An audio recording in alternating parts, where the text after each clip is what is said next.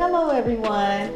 Today's topic is going to be about 2-for-1 buy down. And I have a special guest today, Amy Alvarez with Home First Lending. Thank you for being here today. Of course, thank you for having me. So we're going to ask a few questions and she's going to break down this program for us a little bit more so we can have a better understanding. So the first question is, what is a 2-for-1 buy down? So a 2-1 buy down is truly a benefit for both our sellers and our buyers. Our sellers, it's a benefit just because it is an incentive that you can tag along onto your listing to drag more buyers right now, especially in the market that we are leading into, which is really considered the slower season. Now for our buyers, this is something that is contributed by the seller as a seller credit to you, which basically you can use these funds to put towards your savings for the first 2 years. Now that we're seeing interest rates in that 7% range, 7.5% range, it helps you save about $300 to $400 a month on that first year and roughly $150 to $200 a month on the second year. That's awesome. Thank you for that.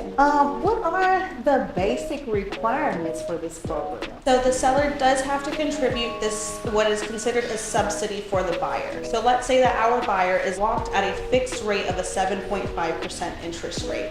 The seller provides a subsidy of $8,000 towards closing. That buyer can use those funds towards the 2-1 buy down, with the example of 7.5% interest rate, the first year the buyer will be paying a monthly payment off of a 5.5% interest. For those first 12 months, that is, like I said, $300 to $400 in monthly savings that buyer will have that first year. Year 2 comes along and that buyer's interest rate will increase to a 6.5%, and that is roughly a $150 to $200 monthly savings that buyer will have. To then year 3, we are going back to that locked rate at a 7.5%. Awesome. That is some great savings here. Who would benefit most for this program? So this program is not something that you can, mix with other programs like down payment assistance, our non-QM bank statement loans. It is something that is its own program in itself. But our buyers that are purchasing primary and second homes are truly the ones that will benefit. Now, I know when I was explaining how the process works, I did, it does increase as the years go by, but it does stay fixed at the rate that you were originally locked at. But let's say, we're midway through year 1 and the interest rates in the market go to a 5.5% interest rate. That buyer can then refinance to then lower their locked rate from a 7.5 to a 5.5% interest rate. The 2-1 buy down no longer exists, but the amount that was provided by the seller that is contributing to the 2-1 buy down gets pushed towards the principal as a principal reduction. And there's no penalty for the buyer. That's good news.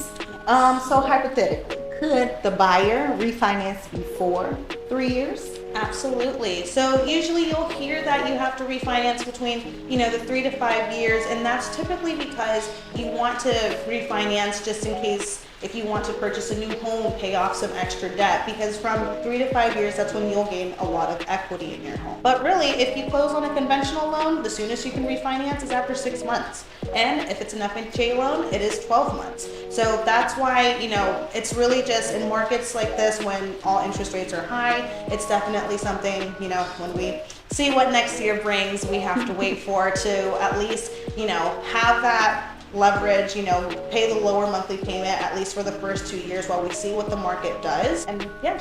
Can this program be used for investment properties? So this program will not really make sense for an investment property, and truly because the max of seller credits that you can receive on an investment property is 2%, which will not equal out to, the cost of the subsidy that the seller would have to contribute to be able to do the 2-1 buy down. But 2% in seller credits is still something that it's a help, since you do have to put a little bit of a higher down payment on an investment property. And of course, in this market where we are still seeing those seller credits, I definitely wouldn't shy away from that. Awesome. Well, thank you so much, Amy, for your time. And if you guys have any additional questions, please feel free to contact me or comment below, and we will get back with you. Your Florida Realtor, Latanya Lyons. Thank you. Thank you so much.